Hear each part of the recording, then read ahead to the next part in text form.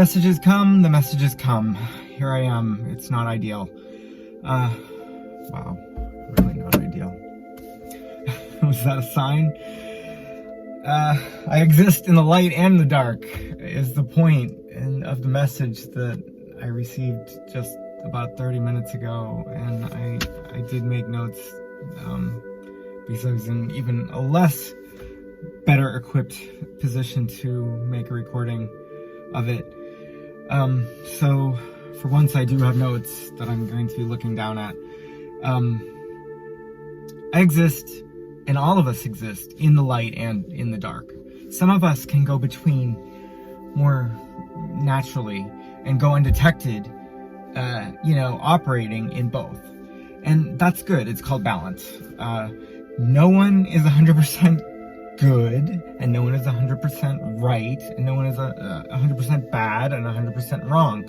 These are human imposed ideas, belief systems, and judgment, ultimately, that we as ourselves should not be imposing on others. We judge ourselves and judge the things that come towards us as they impact ourselves. The situations, the people, the motivations, how we navigate them, and so forth is how we learn and how we have our experience here. It's really the judgment, and when someone else is trying to dominate or place or project their smaller idea often, or their smaller minds in some case, where the issues arise. And I know it sounds a little arrogant even to say that, for me to say that as a more light person, a more empath person. But when you understand that I represent the all and that we are all one, I can take that little bit of cockiness from some other place and regurgitate it, because there is a point to it. We are all contributing to the consciousness. And if you think of yourself as one instance of the consciousness that is both participating, observing, getting the feedback from all the experience, but then also, even if you don't know it, every night we go to sleep, and part of the circadian rhythm and all of the consciousness that transacts during the night and while we're in dream state, it's not just so that we're not tired. We are synchronizing. And some of us better than others, and some of us with more influence than others, just because of maybe the number of evolutions that we've been through, the number of experiences we've had. It's not age necessarily, but that could also be in there too. It's not about even judging what impacts it, because you have to neutralize this so far down to the lowest common denominator, because that's what is up there in the ethers. And when we all synchronize our experiences and what we witness every day, we are witnessing it, but we were also getting it back intrinsically, even if we don't know it. And there's a lot of studies, and there's a lot of documentation about this, and there's a lot of, what I'm saying is not 100% based on any of them. It's my understanding of all of them from something that I can't explain, that I've always had. And there are others that share this, and what your belief system is not what this is necessarily about. And I'm not against the belief systems. I'm against where things start judging, because then we start drawing lines we shouldn't draw for others. We can draw a line for ourselves, but at some point it's our line for ourselves. And I have a feeling the light's going to go off again, because it's probably like 5 minutes or something. When you understand that we're all one at the end of the day, and really it's at the end of the cycle, right? At the end of the day, because something's going on where we're transmitting it back up, and the all is kind of receiving the condensed, collapsed version, a portion of it is coming back down. All right?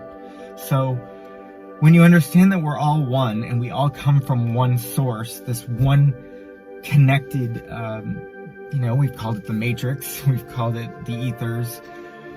You can go with the religious and belief systems and call it other things.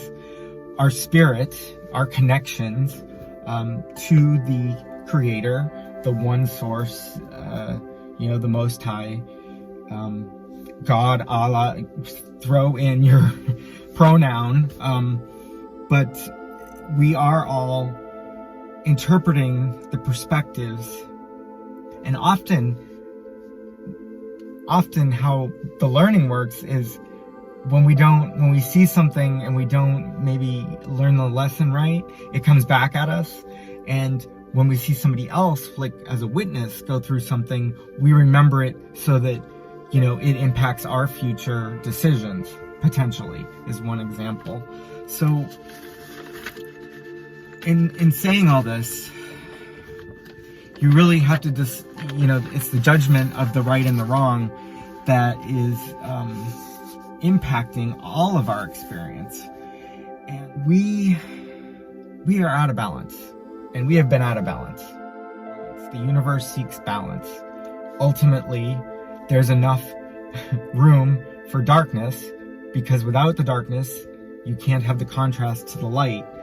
But remember, the devil reports to the devil reports to the same source. It's not like we're all like this fraction of this one source. So say you make some devilish decision in your own life, and you're going to get a consequence of karma for that. That's still part of the source. That's still part of the whole experience.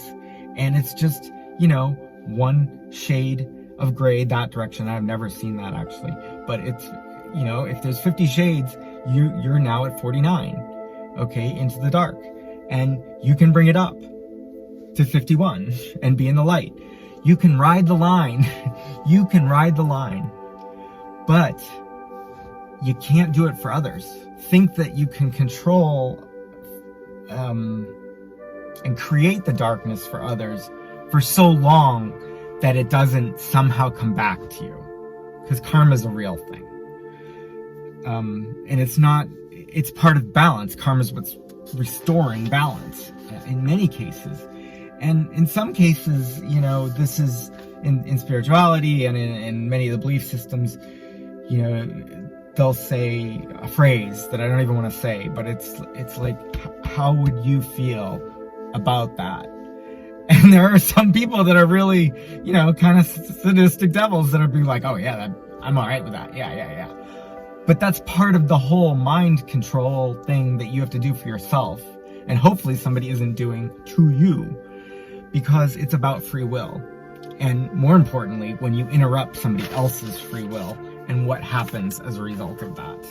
So each of us kind of as a node, if you're a techie, there's a node and they all, maybe, we all have an IP address, right? And we're all on a network, and we have the ability to exchange all this information and so forth.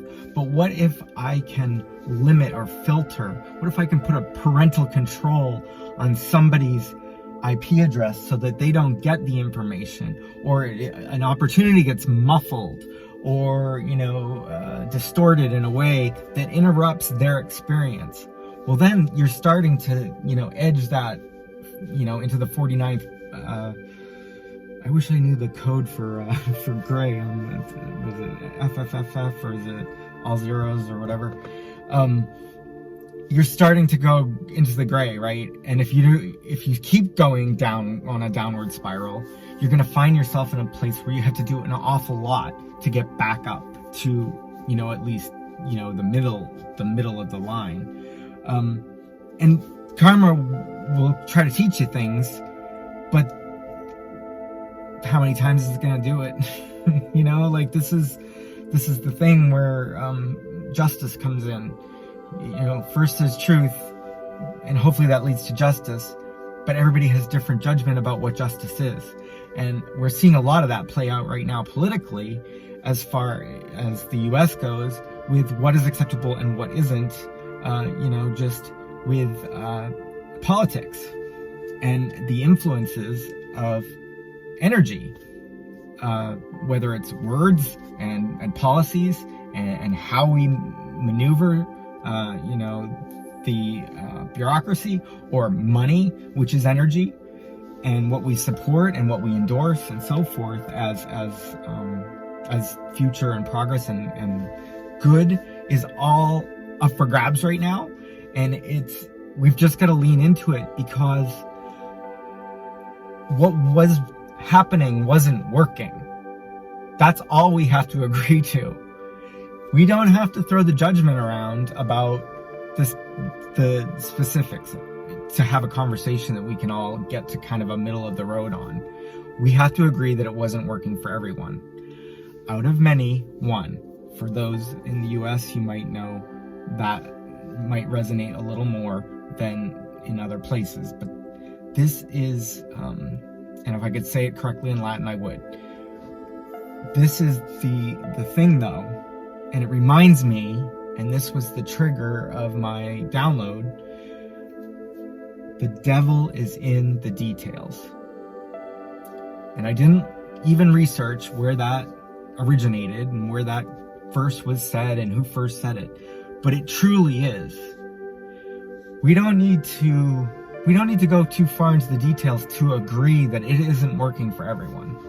The systems, the policies, the judgment, the economy, the taxation, the haves and have-nots. It's not working for everyone, and it needs to work for everyone. And this is part of what we're doing. I mean, we're taking this planet back in so many different ways, and there's a lot of different layers to that.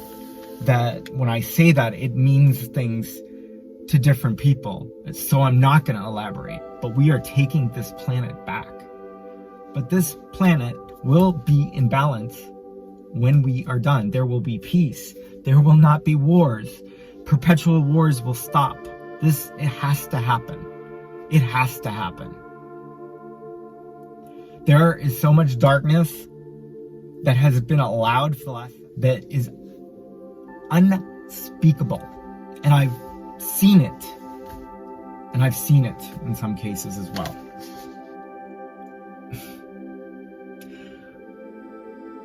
So get on board. Just get on board.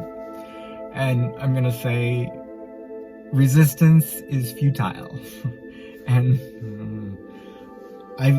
like The Godfather, I've never watched Star Trek really either. So it's cliche that I can be a cha-cha. I didn't grow up as one, but I've never watched The Godfather. And also to use resistance is futile. It really is. Resistance is futile. We will be one again, and we will all be able to have uninterrupted free will. It is written, it is spoken, and so it is. Calzone!